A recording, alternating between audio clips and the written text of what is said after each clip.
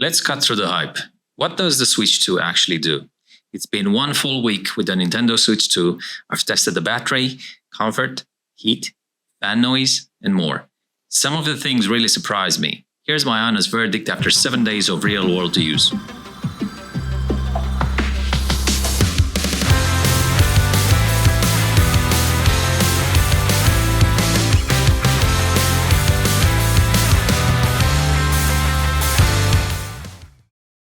When I first unboxed the Switch 2, I expected smoother performance, better UI, and a solid battery life.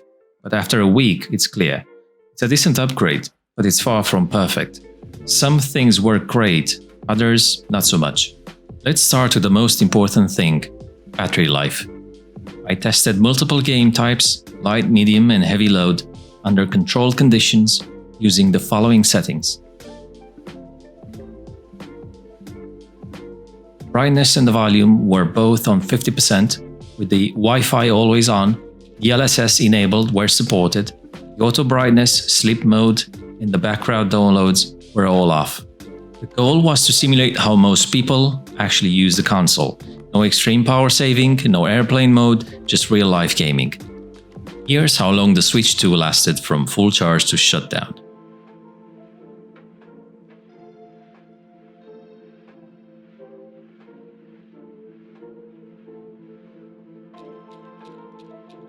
But here's something odd. The battery indicator isn't always accurate. In most sessions, it dropped from 100% to around 74% within the first 30 minutes, then drained more slowly after that. That makes it hard to trust how much playtime you actually have left. Another issue? There just aren't enough games yet. Many of the bigger third-party titles are still marked as coming soon in the eShop. If you're expecting new-gen games right away, you'll have to wait. Let's talk real usage after a week. The fan noise is noticeable in docked mode or heavy load games, but not loud. The back gets warm after long handheld play, and the dock gets even hotter, but nothing to be concerned about. When it comes to the comfort aspect, it's still not great. After 90 minutes, I needed a grip, but a big improvement compared to its predecessor. When it comes to storage, I installed around 5 AAA titles and filled up the internal memory, so an SD card is definitely mandatory. When it comes to the UI, it's smooth but looks identical to the original Switch. There's no themes or real upgrades.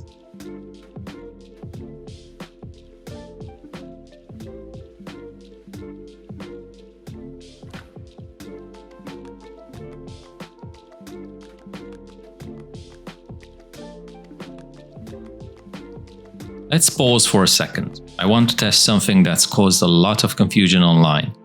Here, I've got two cartridges: Cyberpunk 2077, a full physical game, and Yakuza 0, a game keycard. Now, keycards are not the same as eShop codes. You still insert them like a normal cartridge, but they don't hold the actual game. They act like a license and usually need internet the first time to activate. And you also need to insert the cartridge each time you want to play the game. You can tell it's a key card if there's a key symbol on the cartridge and the box says Game Keycards. Now, I saw someone claim a game keycard worked without internet, but I'm skeptical. So I'm testing this one live right now. This copy of Yakuza 0 is brand new, never used. So the internet is off, the auto connect to internet is off. Let's insert it and see what happens. If it doesn't launch, that confirms keycards require internet for activation.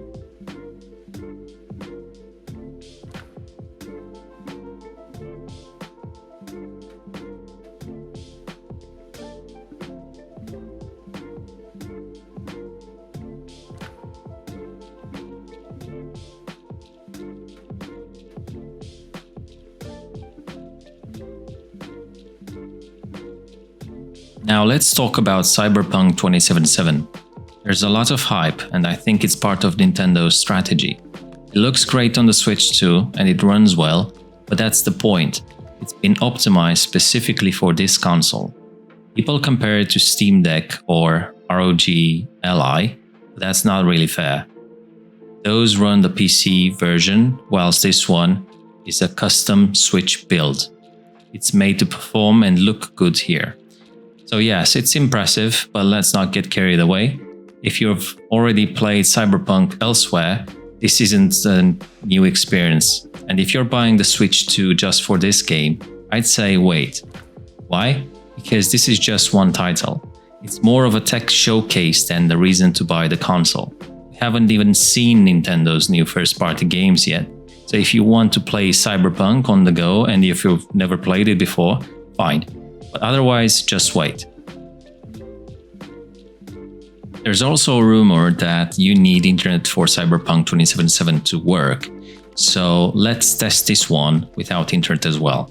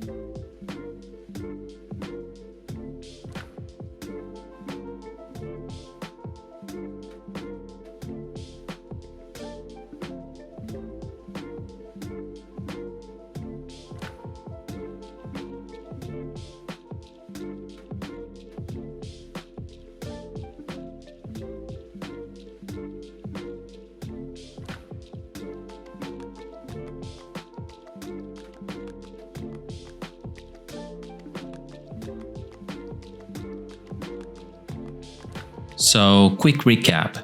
Game keycards do need internet.